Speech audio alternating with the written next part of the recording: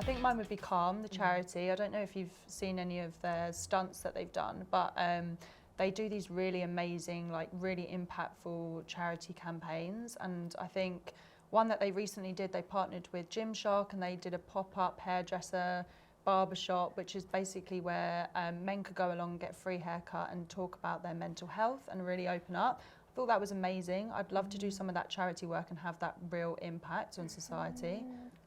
Yeah, I saw that and I thought it was just really, really interesting. And yeah, really important work. Yeah, you really feel like you're doing something valuable. Exactly, and just changing the conversation as well. Like in PR, that's what we try to do, is change the conversation. And if you can change it in a positive way, it's just, really, really exciting. What's yours? Yeah, I think mine's kind of similar to yours. I would really like to do sort of like a health or wellness tech startup. Big fan of things like Headspace and trying to get into meditation, but not going too well at the moment.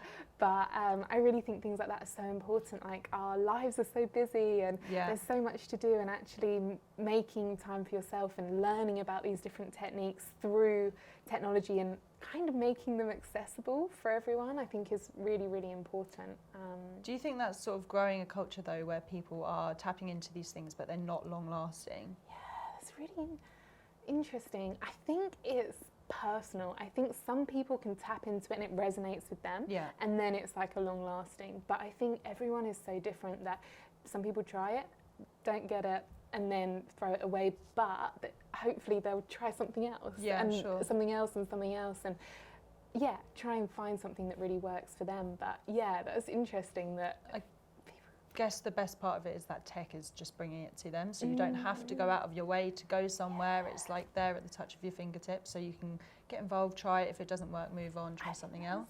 I think that's exactly it. It's just making things accessible that could potentially help you, and making it personalised as well. So like having the ability to actually go, well, that's not working, but maybe I could try like a sleep story, or I could try like a yoga or whatever it may be, and just enabling people to give things a go, and hopefully that will help them.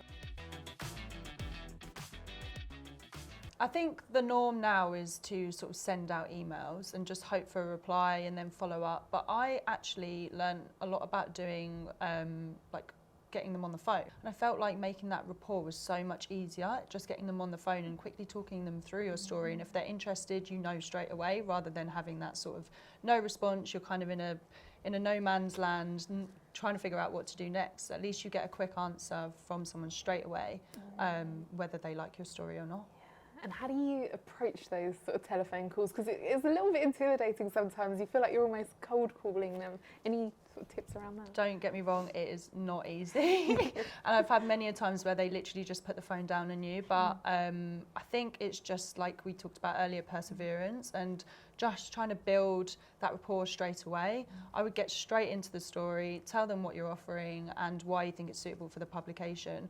But I think just be natural with it and try and talk to them like a normal person. At the end of the day, that's what they are. That's it. That's like my thing as well, is like just remembering that there's a human on the other end of your email, phone call, DM on Twitter, whatever way you're going about it. And that human, that person is time poor, they're probably stressed, they've got a million different stories that they're working on, and actually how can you just relate to that person in a human way? Can you add in a pun, even if it's like rubbish, or can you try and make a little joke? Or I've been stalking you on Twitter. That's a classic, isn't it? It's such a classic.